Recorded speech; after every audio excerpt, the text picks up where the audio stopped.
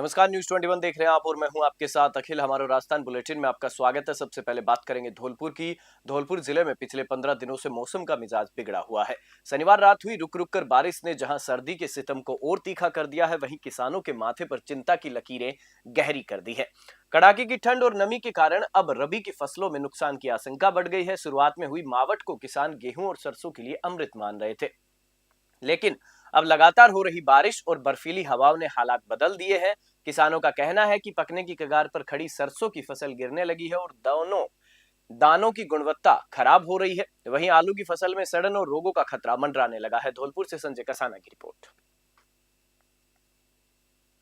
भीनमाल शहर के रामदेव बस्ती में रविवार को आयोजित भव्य हिंदू सम्मेलन में श्रद्धा और राष्ट्रभक्ति का अद्भुत नजारा देखने को मिला।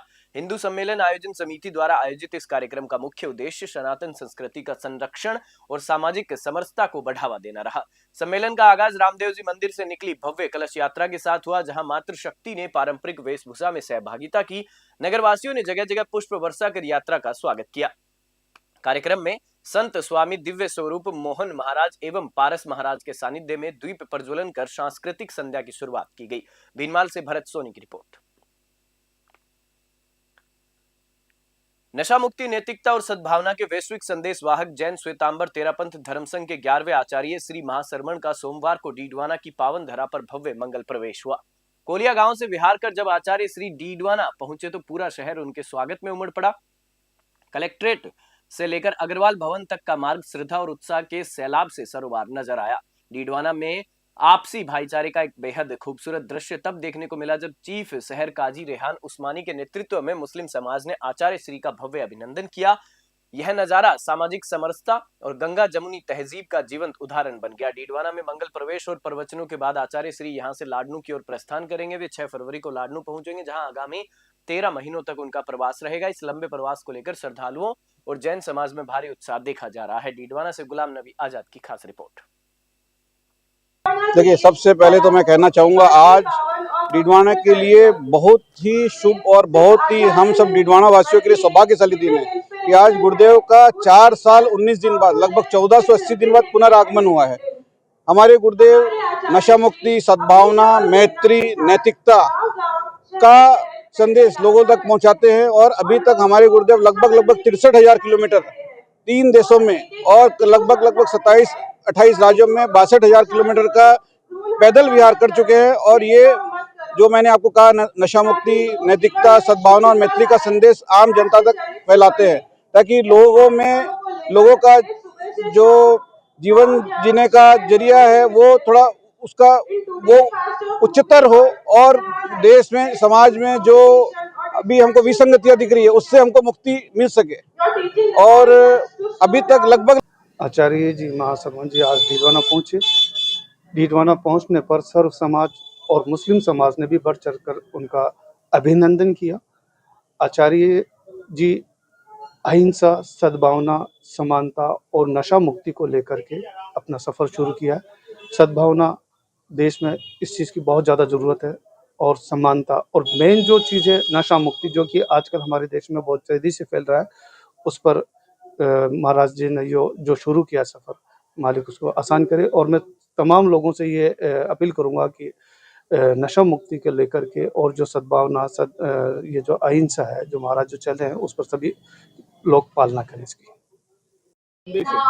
डीडवाना नगर का यह सौभाग्य है कि न केवल तेरापंथ समाज के बल्कि सर्व समाज के पूजनीय वंदनीय आचार्य श्री महाश्रमण जी का इस पवित्र नगरी पर, पावन नगरी में पदार्पण हुआ। आपके पदार्पण से ये नगरी धन्य हुई। यहाँ आपके पदार्पण पर न केवल जैन समाज बल्कि सर्व समाज, हिंदू मुस्लिम, न केवल जातिगत भेदभाव के, न केवल आयु के भेदभाव के, सभी वर्ग के लोग, सभी आयु के लोगों ने एक तरफ से इनका जो स्वागत सत्कार उनका किया गया। आज डीडवाना में गुरुदेव पधारने का सबसे बहुत भव्य स्वागत हुआ है और पूरे जनमानस के द्वारा स्वागत हुआ है। काफ़ी स्वागत द्वार लगे हैं, पूरा डीडवाना एकमय है। और हमारे गुरुदेव का सबसे मुख्य मोटो अभी जो है, लक्ष्य एक है कि पूरा भारत नशा मुक्त हो। हाँ, अहिंसा परमो धर्म के हम अनुयायी हैं और उसी लय पर हम चल रहे हैं। सद्भावना यहाँ का एक डीडवाना का भी देखने को मिल रहा है और गुरुदेव का तो है ही, और डीडवाना में भी बहुत सद्भावना का कार्यक्रम चल रहा है एकदम। आपका नाम और पद? सुरेश चोपड़ा, आचार्य प्रवास व्यवस्था समिति का अध्यक्ष। देखिए, सबसे पहले तो मैं कहना चाहूंगा आज डीडवाना के लिए शिक्षा एवं पंचायती राज मंत्री मदन दिलावर ने बारां जिले के कोयला गांव में एक बड़ी और अनूठी घोषणा की है। नानी बायरो मायरो कथा के दौरान जनसमूह को संबोधित करते हुए मंत्री दिलावर ने गौ सेवा और गोचर भूमि संरक्षण को लेकर अपना संकल्प दोहराया। मंत्री दिलावर ने ग्रामीणों से आह्वान किया कि वे गायों को चराना फिर से शुरू करें। उन्होंने घोषणा की कि गायों को चराने के लिए गांव जो गवाला रखेगा उसे मैं अपनी ओर से 10,000 रुपए प्रति माह दूंगा। इसके साथ ही उन्होंने प्रशासन को सख्त लहजे में निर्देश दिया कि चारागाह भूमि को तत्काल अतिक्रमण मुक्त कराया जाए ताकि गोवंश को चरने के लिए पर्याप्त गोचर भूमि मिल सके। संबोधन के दौरान मंत्री दिलावर अपने पुराने दिनों को याद कर भावुक हो गए। उन्होंने बताया कि वे सबसे पहले संघ की शाखा शुरू करने के लिए कोयला गांव में ही आए थे। कोयला गांव के साथ उनका 42 वर्ष पुराना गहरा संबंध है। 12 से हरीश शर्मा की खास रिपोर्ट।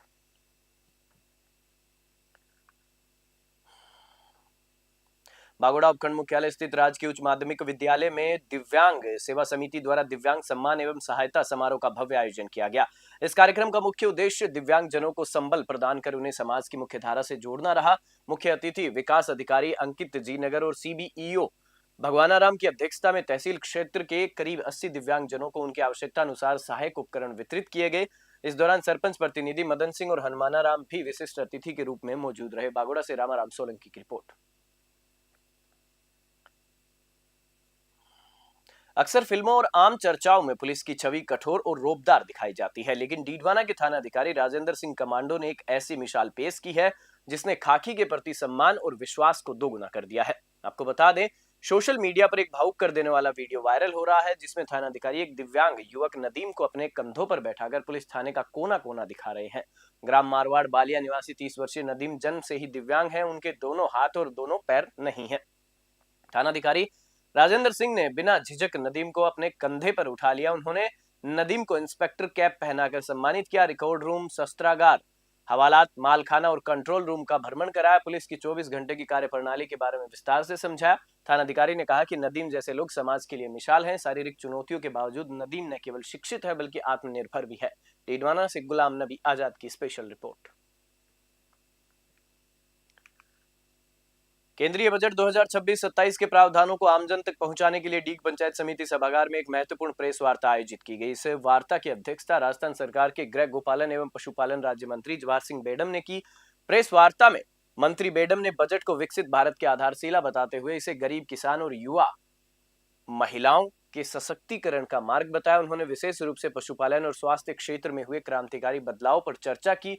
प्रेस वार्ता के अंत में जनप्रतिनिधियों ने इस बजट को एक जिला एक उत्पाद और एमएसएमई सेक्टर के लिए संजीवनी बताया। डीग से पंकज शर्मा की रिपोर्ट।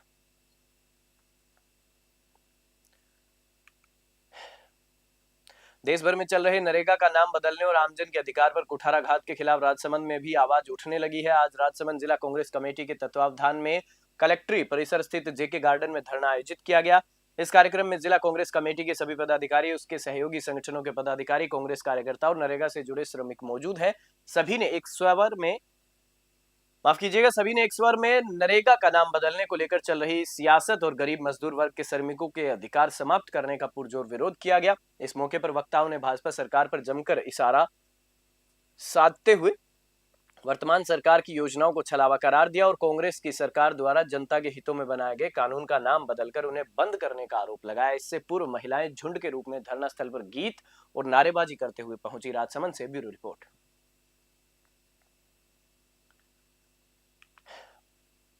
केंद्र सरकार द्वारा महात्मा गांधी ग्रामीण रोजगार गारंटी अधिनियम यानी कि मनरेगा में किए गए संशोधनों और हालिया बजट में ग्रामीण क्षेत्रों की अनदेखी के विरोध में आज डीग में कांग्रेस ने विशाल विरोध प्रदर्शन किया।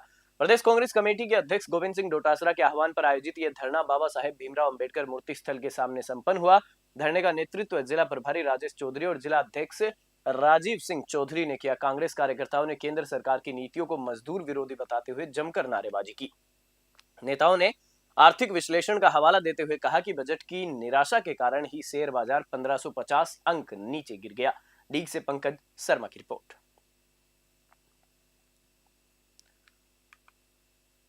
मानसरोवर क्षेत्र में एसबीआईओए पब्लिक स्कूल के कर्मचारियों को पिछले कई महीनों से वेतन नहीं मिलने का मामला सामने आया है। आपको बता दें कि वेतन न मिलने से परेशान कर्मचारियों ने संभागीय आयुक्त और जिला कलेक्टर को ज्ञापन सौंपकर शीघ्र भुगतान की मांग की है।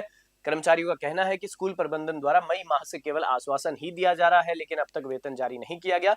वेतन न मिलने के कारण कर्मचारियों को आर्थिक और मानसिक परेशानी का सामना करना पड़ रहा है।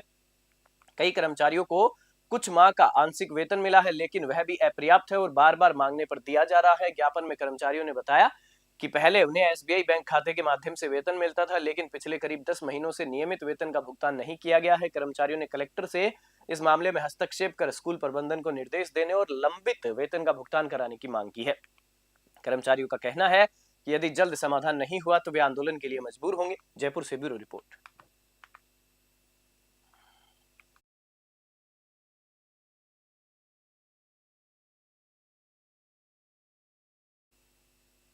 बुलेटिन में फिलहाल इतना ही। आप देखते रहिए न्यूज़ 21।